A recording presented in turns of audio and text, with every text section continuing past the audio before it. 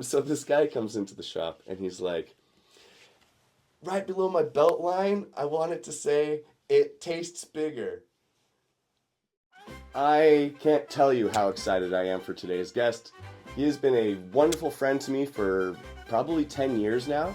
I first discovered him through podcasts, and his outlook on the world and his world experience has been a huge inspiration to me. So I would love to introduce you to my dear friend, the amazing worldwide comedian, Tom Rhodes. Yeah! Tom Rhodes! I want you to know you are proof that if you become my fan, I'll come to your house. We'll be friends for life. It's true. Yeah. It's true. I'll stop by your place of work. Yeah, and we'll spend time together socially. I even heard that, like, for your Patreon people, you do postcards sometimes. Not sometimes. Every month. Every month. Every month. Well, if that's not a reason to go on his Patreon, I don't know what. Yeah, you got to do the $20 level. Is that the Golden Buddha? The Golden Buddha. Yeah. Sorry, I don't know how I know these things. Yeah. $20 a month. Once a month. I send postcards from wherever I'm at in the world. So yeah, it's really kind of unique. So people who've been doing it for 5 years. I mean, they got like a nice collection of Tom Rhodes witticisms. Yeah, from all over the world. Yeah, that's really cool. Yeah, I've always loved postcards, and I've collected them myself. So on my walls in my apartment, I taped them. Postcards. So it's great wallpaper. Yeah, absolutely. Like a lot of people do that with like concert tickets and this kind of stuff. That's like cool. That. Yeah. So for those who don't know this, you had a talk show here called like Late Night with Kevin Masters with Tom Rhodes or something. Yeah. Is this your first time being on a talk show in Amsterdam, not being referred to as Kevin Masters? Yes. Yeah. How did that even happen? What was going on there? Well, they had bought this premise, the network, that they were going to get an American, and they were going to give him this name, Kevin Masters, and he was going to be like a certain kind of character, wear like really flashy clothes, like he was. God. So, I loved the fact I had moved to Amsterdam for a Dutch woman that I had fallen in love with. She was from a small village in Drenthe. Wow. She wanted to settle down and have a family. And I kind of moved to Amsterdam to party. And I was a little too wild. So she broke up with me. Oh. And the timing of it was just incredible. I was about to move back to the United States when this Dutch television network, it's the Veronica Network now. Okay. For a few years, they had changed their name to Joren. And they had this a travel show called Joren Travel. Okay. Which was like huge show 20 years ago. So I got the job, and I got to stay in this little country that I had fallen in love with, and I had totally fallen in love with Amsterdam. Heck yeah. And then it was amazing. It was like having a magic passport to the country, because the brilliance of the show was I was a foreigner experiencing Dutch culture. Oh, I love it. So every episode I would film a 5-minute movie where I would do something, experience Dutch culture. One day I spent a day with a Dutch farmer. Wow. Wearing wooden shoes and shoveling cow shit and doing all these farm chores. And I walked into an electric fence. The guy said, "Look out for the electric fence," in Dutch, but I don't speak Dutch. So me getting electrocuted was hilarious to the Dutch viewer. And it was really cute. Like the drug laws, the prostitution tolerance, the everything about Dutch culture. I got to cover the prime minister debates. Wow. With a press pass. But like the concept was kind of through the eyes of an American, right? So. Well, it was the same format of American Late Night Talk Show. Mm-hmm. I'd come out from behind the curtain, beautiful suit, stand on the X, do my 5-minute monologue into camera one. You got to learn to like shut out the world and focus on, camera one. Oof, yeah. It's it's a learned talent to host a a show, but it was awesome. Teach me, man. No, you're doing it right. You're doing it beautifully. Oh, thank you, Tom. And then your show might have more viewers than I'm kidding.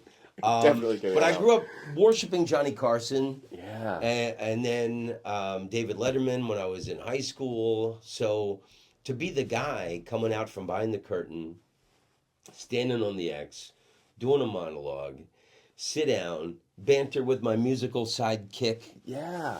who was Holland's highest selling hip hop recording artist at the time. A wonderful man from Rotterdam named E-Life. Mm-hmm. And then there would, there'd be like a man on the street thing. I'd go out and talk to people. They'd play the film of me experiencing Dutch culture, and then I would interview Dutch celebrities. Wild. And of course, this was all in English. All in English and subtitled in Dutch. Oh, cool. The first season, they did a thing where they were trying to teach me a word of the day. Oh, fun, yeah. And it was kind of gratuitous TNA. A hot girl would come out in a bikini with a Dutch word on a card. And then the audience would explain to me how to say it, what it meant. Wow. Polder model. Like the Dutch, like all these things, it was really beautiful. Quirky. Yeah, very fun. Yeah, and then we did 3 seasons. I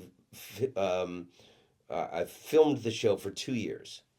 And it was great. I had a rockstar apartment on Lunga to Dwarstraat. I'm riding my bike everywhere. Yeah.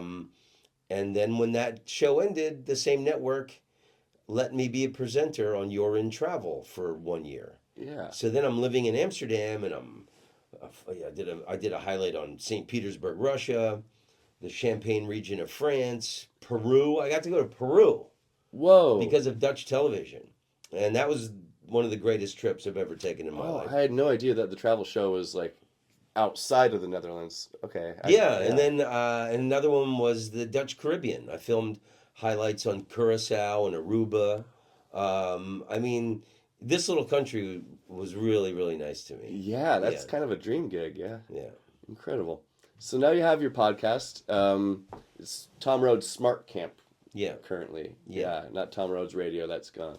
No, that was past. But the Smart Camp, I like that name. It makes sense. Yeah. Who knows? Maybe I'll change it again. Maybe I'll change it weekly. I like Hooray for Humanity. That's a good one. And that's the name of my solo show that I'm doing in the Netherlands right now. Yeah, absolutely. Yeah, Hooray for Humanity, I think, kind of distills a lot of who you are. Well, and it's, I came up with it, I don't know, 5-6 years ago. It's kind of my way of looking at the world. Yeah. And I think it's somewhat naive that I'm always looking for the good in humanity. And my favorite book of all time is Voltaire's Candide. And it's about the dumbest boy ever. And he travels all over the world, and everywhere he goes, it's like worse and more horrific than the previous place. But he's looking for this woman that he had fallen in love with. Okay. And then he finds El Dorado in South America. And in the road are rubies and diamonds, and like it's paradise. There's fruit on the trees, and just sleeping with sheep as pillows, and life is perfect, and the women there are beautiful and so nice to him. But he's got to find his woman. But the thing is, it's horrible. Oh, and then he leaves there because he needs to find his woman. Everywhere else he goes is horrible, but his pastor or the priest in his local village told him that everything is the way that God wants it to be. So everywhere he goes, he sees like horrible shit, and he thinks, "Oh well, this is the way." So he's kind of like the dumbest. Yeah. It's a brilliant. I don't know when it was written. 1700s, 1600s. Yeah, you said it was Voltaire? Yeah, Voltaire. Yeah, man. And it's a philosophical novel. Voltaire invented his own genre with this book. But so I think I kind of, I go around the world and I don't know, man. The world seems to be in a really precarious, turbulent moment. Oh, it absolutely. And I'm still finding reasons to have faith in humanity. Yeah, just sprinkle a little goodness around the world as you travel. Hooray for humanity. I agree. Yeah. I absolutely agree. We still have hope. Yeah. Yeah. So it sounds like you're probably not going to make a cash grab and turn your podcast super right-wing anytime soon. No. No. I would hope not, my No. friend. No. I think I'm going to have to hide my political opinions the way gay men hid their identities in the 1950s. Yeah. Oh, God. They might be coming for us, bro. Well, if you know you're always welcome back in the Netherlands if you need to. You're going to tough it out? No, what's there, I love California. Yeah, it is a good life there. Yeah. Yeah. But you do still feel like when you visit the Netherlands, do you still feel a little bit at home here? I do, 100%. Yeah. So you have... Yeah, I mean, I moved to San Francisco when I was 22. Yeah. And I lived there for 7 years. And it really helped me develop as a comedian and as a human being. I was really exposed to, international people and progressive ideas and art. It was just artsy and cool. Music and poetry and comedy. So it was really important in the development of who I am as a human being. Yeah. And I lived in Amsterdam for 5 years, and I feel the same way about Amsterdam. I think it was really important in my human development. Like just the things I learned, just broadened my view.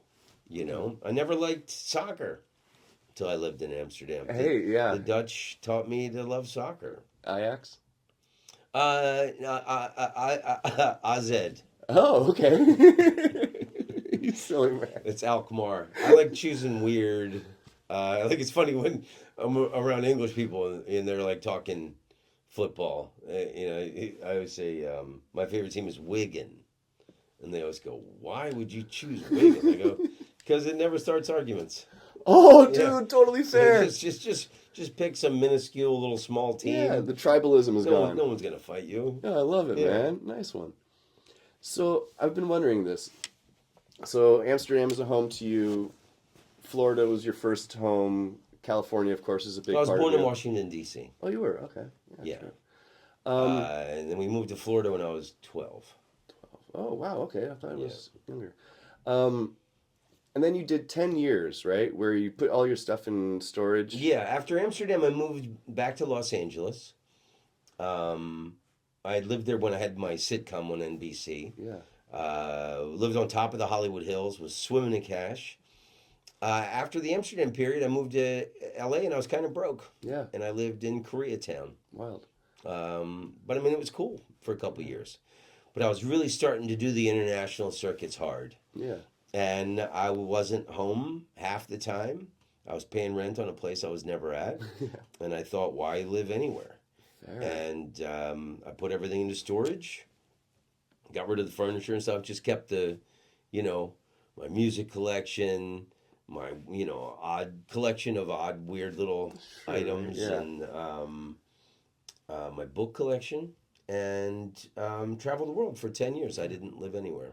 During that 10-year period, did you ever feel a sense of like not having a home, or did you still have that? No, I enjoyed it. And then my ex-wife, who's still my best friend, she traveled with me for 8 of those years. And she was a photographer, so she took photos. Oh, perfect, yeah. Traveling. We would do every year like 3 months in Europe, 5-6 months in the States, a month in Asia, a month in Australia. 1 year we spent a month in New Zealand. I did the comedy festival there, and then a tour afterwards. So when we had time off, we would go places that we where we wanted to be. So 3 years in a row after I did a tour in Europe, we went to Rome and rented an apartment. Wow. Sleepinitaly.com.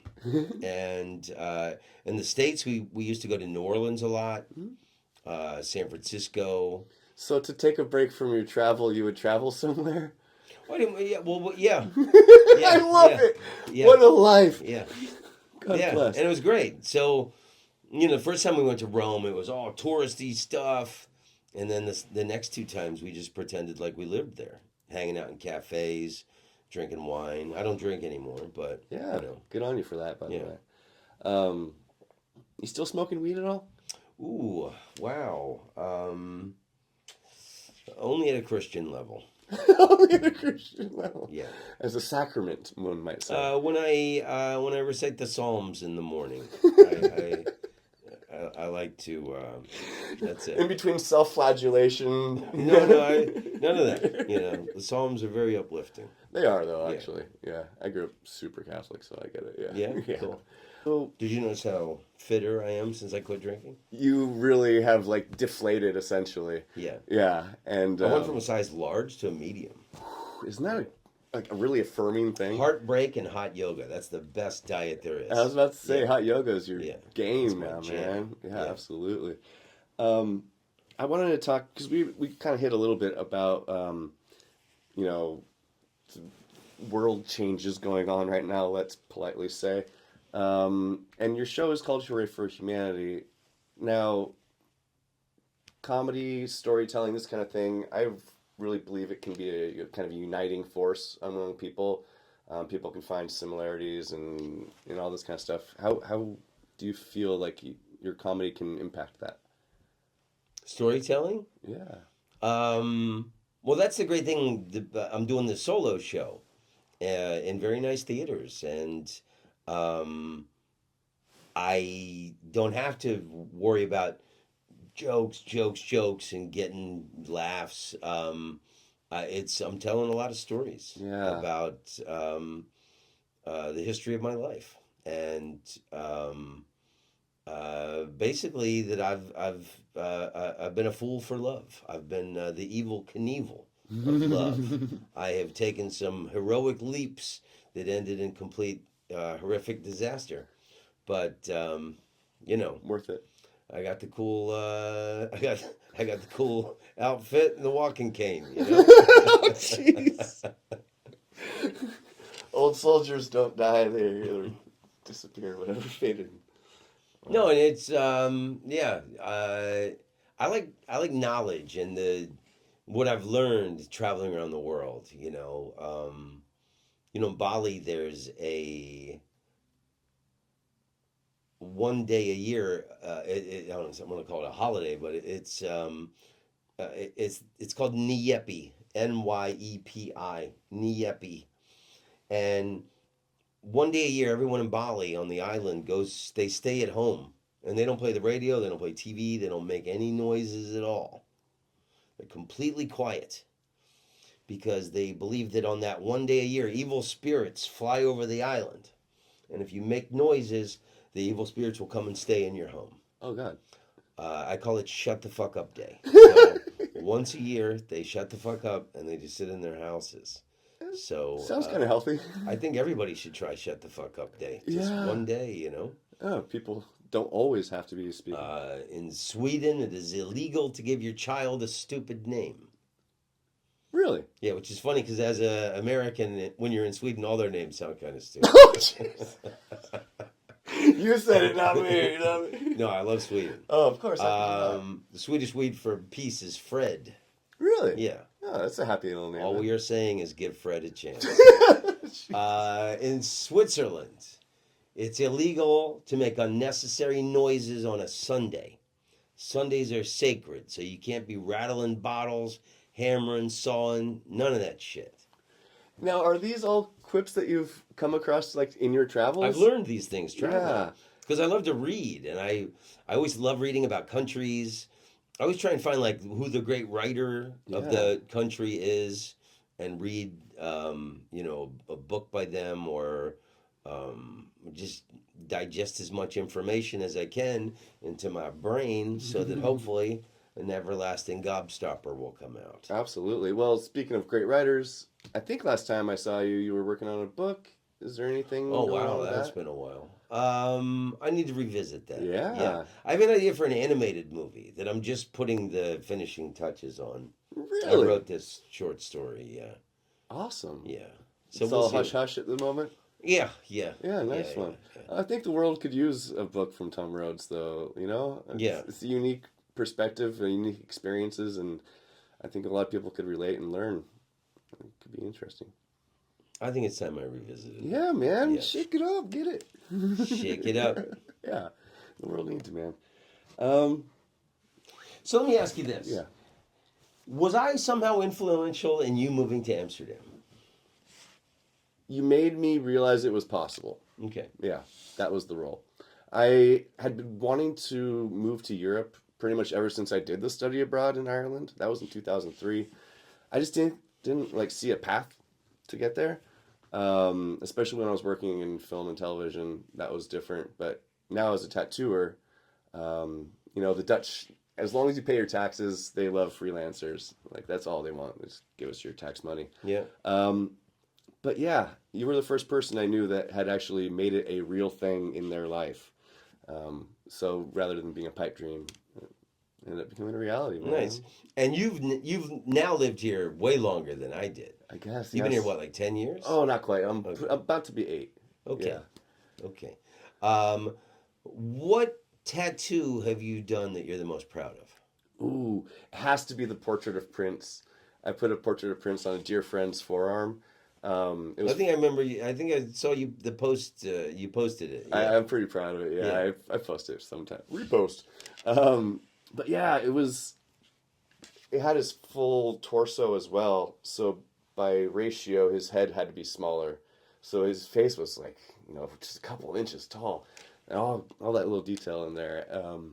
I woke up the night before at like 5 a.m. I was like, oh, Prince! Gotta think about Prince. I could not go back to sleep. So I did that tattoo really tired, but failure was not an option. So yeah, I'm very grateful for that one. Now you've had a lot of drunken tourists come into your Dear shops God, yes. in Amsterdam. So what has been the dumbest tattoo that you've ever done? Ooh, honestly, that dates back to Berkeley, dude. Okay. And it was just like my first month of tattooing. Why was I exposed to this? So this guy comes into the shop and he's like, right below my belt line, I wanted to say, it tastes bigger. It was originally going to say it feels bigger, but he thought it'd be funnier if it said it tastes bigger. I swear to God, this is real. I'm sorry if you're watching this, it'd be so random. But yeah, there's a dude walking around Oakland right now with that. Wow. He came back the next week and had me put a little winky smiley face Ooh. next to it. Ooh. So that it would like take the burn off. I don't know, man. That caps them all. Yeah. I want to get a tattoo when I'm undecided. I want to get either a big eagle across my chest or a little butterfly on my ankle. Why choose one or the other, man? Yeah. I have 0 tattoos. Yeah. Yeah. So far, but you would rock a I think chest eagle. scars are cooler. Yeah, But how do you feel about neck tattoos and facial tattoos? If you want a face tattoo and you come into my shop, you need to already have a face tattoo. I'm not going to be the one that takes you over that bridge. You already have to have crossed Seen it. a lot, especially in LA, man. A lot of people, a lot of young people, not bad looking, Yeah. men and women with really stupid face tattoos. Yeah. And in my building in Los Angeles, I was in the elevator with these 2 guys. They couldn't have been more than like, I don't know, they're 22 years old. And, and I'm guessing that the kid's parents or father was probably paying his rent in this place. The kid didn't seem like he was, a hard worker. Yeah, it was a trustafarian. Yeah, something like you by the conversation, I think you'll agree that was probably the situation. So he just says to his buddy on the elevator, he goes, "Well, I've decided I'm gonna get a neck tattoo. Sorry, Mom and Dad." And I was like, Wow. yeah, and not a bad looking kid. Looked like he was probably from a rich family, and he's probably. Well, I'll tell you one thing. He's probably not very tattooed on the rest of his body. He's got one. That's the problem for me personally. Like, we used to call it the Warped Tour bodysuit, where if you just have your hands and your neck tattooed, so it looks like you have a full bodysuit, but you're just a poser. Yeah. Yeah, I got no love for that. I really don't. Yeah. Um, what's what's the what's the best thing you've learned about human beings being a tattoo artist in Amsterdam for 8 years? Mm. Best thing about human beings is probably something that I had affirmed through travel in the past already, but like really reaffirmed it more so. Is that everyone, no matter where you're from, is just trying to live a chill, happy life, raise their kids well, feed their family. Um, all of the disagreements between our countries are for the rich and powerful to argue with each other. The people at the surface level, they don't really care. They just want to live and exist, Yeah. and yeah. Oh, also, um, on the other side of that coin, in the United States, we're kind of raised to believe that the English are all refined and like high class and stuff. Right, right, right. But we forgot about the hooligans, Yeah, man. yeah, The hooligans. yeah. I would say he's there's a certain type of English, and I think it's cool that the Dutch government is they've played commercials in England trying to get these people not to come over Stay away. anymore. But it's a certain kind of English hooligan tourist that I always thought they've just come to Amsterdam to wipe their dick on the curtains. Yeah. Yeah. Yeah, I think it was like why'd you tick on the curtains? Just be foul. Yeah, that's a hell of an and image. drunk Yeah. and disorderly. It's kind of like how a lot of Americans view Vegas, Yeah. but the thing is that like nobody lives on the Vegas Strip, but people live like right above the bars that people are being terrible in the red light, like Yeah. so that's where the hitch is for me. Yeah. Hmm. But yeah, I'm still super grateful to live here. My very favorite thing is like sitting at a cafe. I look around at my friendship group. There's like 6 nationalities represented. It's just you can in one city you can meet the whole world. Yeah.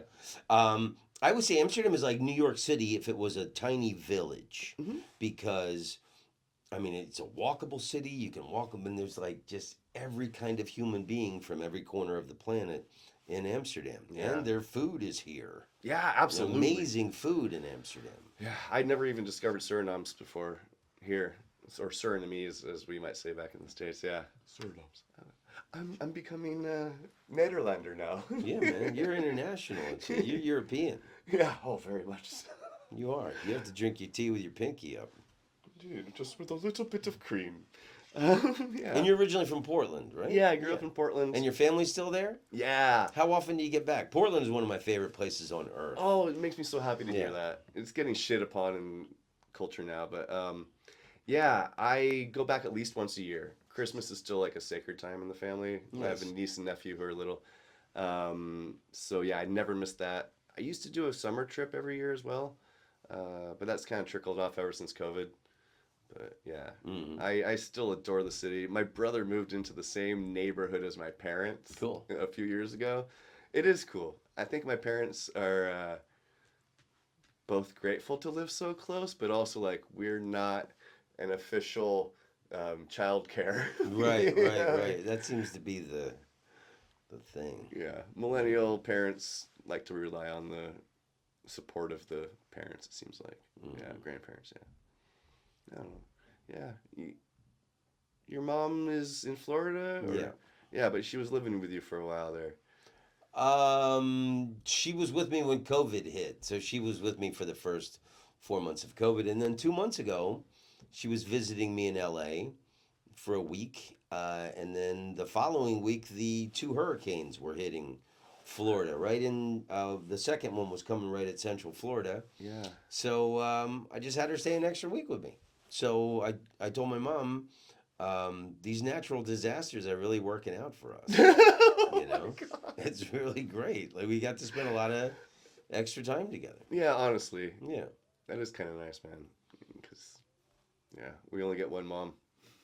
Amen. My mom, yeah, I love my mother. Yeah, me too.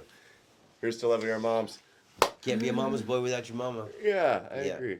When I got back from Burning Man, I told my mother, the worst part about Burning Man is that it's 105 degrees. There's no showers, and a lot of people at Burning Man had some serious body odor. My very religious mother goes, you know, honey, I never thought about this before, but the people who lived in the Bible lived in the desert, and I guess a lot of people in the Bible didn't smell very nice. That's a sweet little takeaway. I said, yeah, Mom, maybe that's where John the Baptist got the idea to baptize people. And you take a bath. And you take a bath.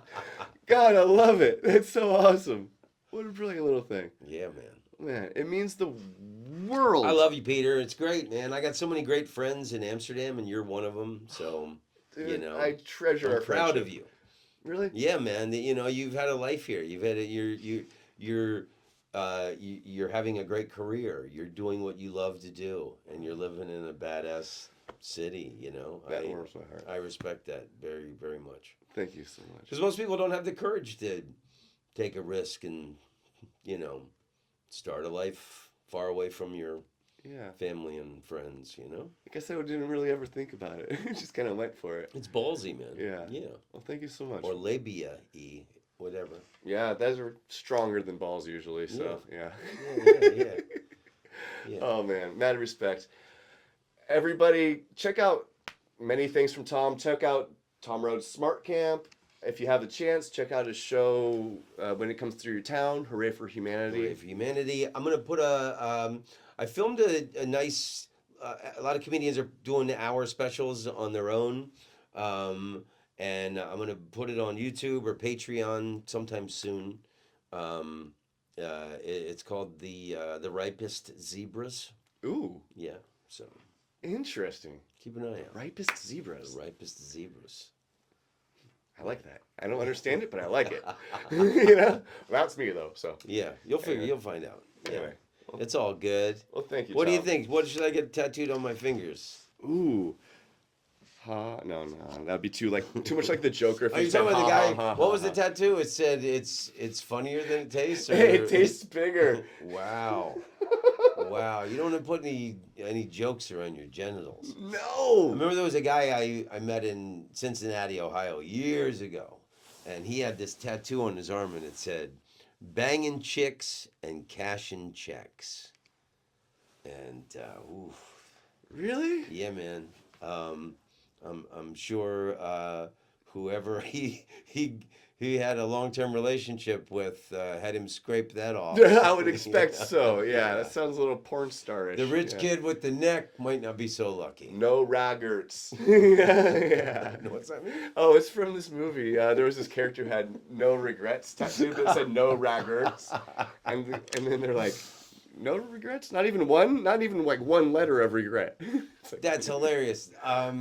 Years ago, like 20 years ago, I did some military gigs in Okinawa, Japan. Wow. And I was playing for the Marines, and these guys kept calling this. There was like 5 guys, and I hung out with them after the show. They were really, really cool dudes. And they kept calling this one guy Dander. And so he said, you know why we call him Dander? He said, because he had to make 10 signs that said danger. He misspelled danger 10 times. He made 10 signs that said dander. And like, I'm sorry, that's your name forever now. That's your You name do that forever. 10 times. That's the guy's name forever. Dear God. I just hope he never gets in any real dander. Don't trust him in high tense situations Yeah. because he can't take the chill ones. Yeah. Yeah, for real. Yeah. God damn. Wow. Well, anyway, I love you, Tom. I love you so much, my brother. You really are a brother to me, and I Thanks, sincerely appreciate it. And you're a kind human being, and in my opinion, those are the most valuable. Hey, it takes one to know one. That's real. All right. See you next time.